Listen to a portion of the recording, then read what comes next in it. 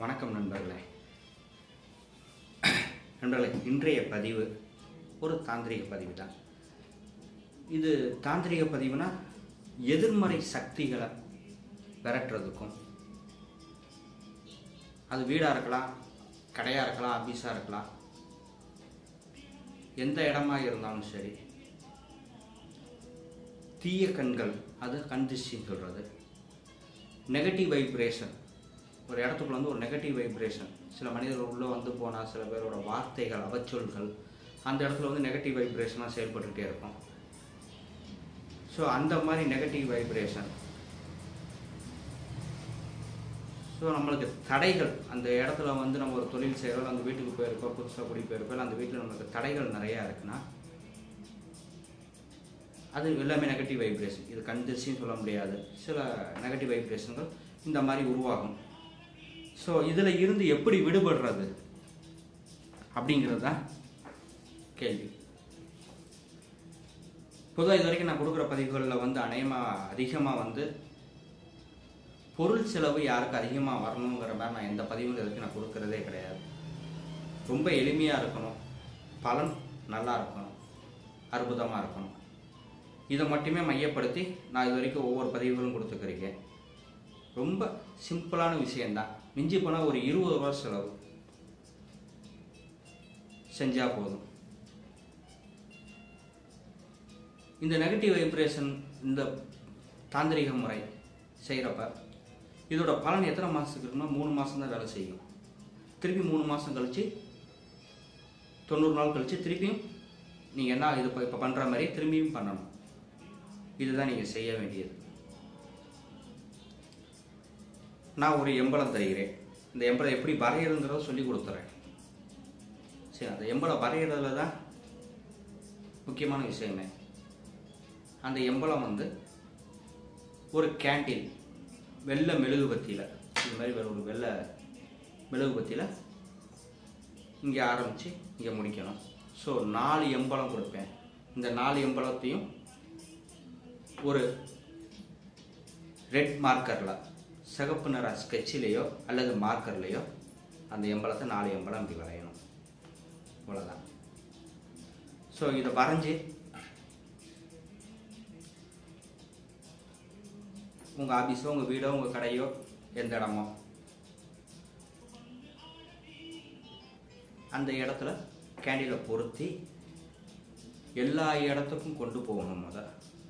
ஒவ்வொரு ரூமாக எல்லா இடத்துக்கும் இந்த அப்படியே சுற்றி கொண்டு வந்து ஒரு இடத்துல சென்டரில் ஒரு இடத்துல வச்சுருங்க. இப்போ ஒரு வீட்டில் செய்கிறீங்கன்னு வச்சுங்க.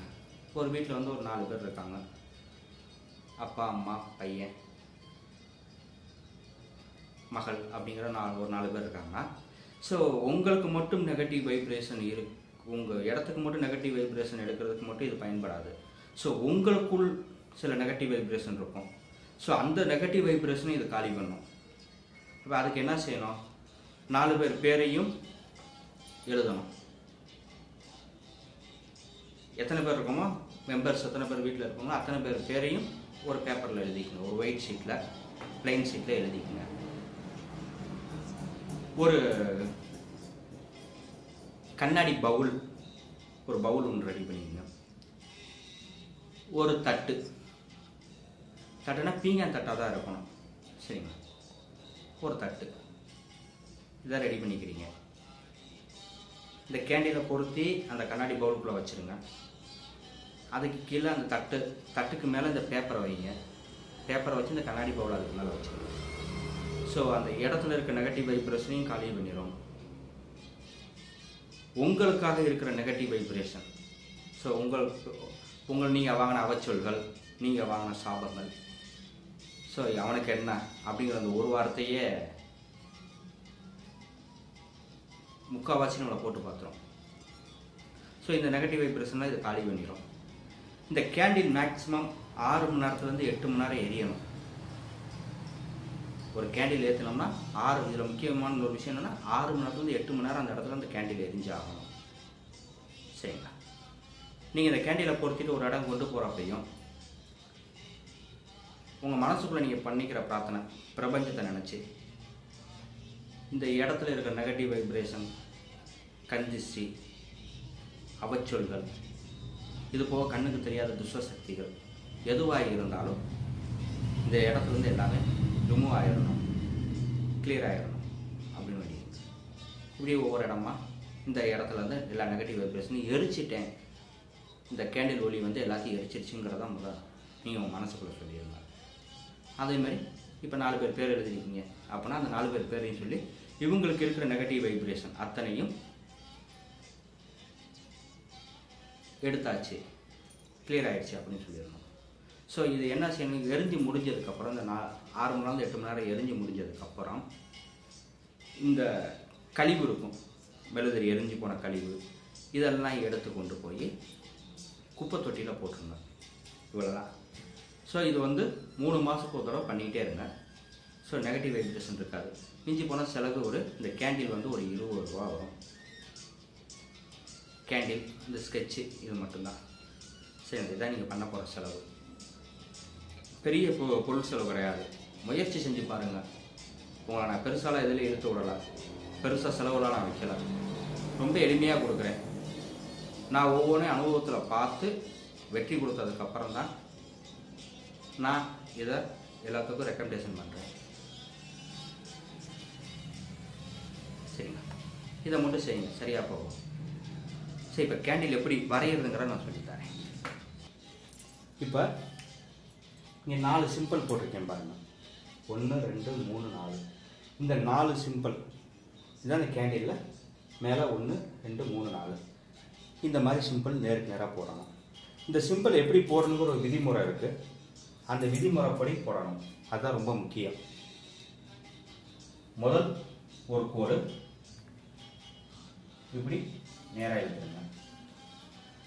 அடுத்து மேலே இப்படி, அப்புறம் கீழே இந்த மாதிரி. இது மாதிரி இந்த 4 சிம்பிளும் அப்படியே வரிசையாக போட்டுவாங்க.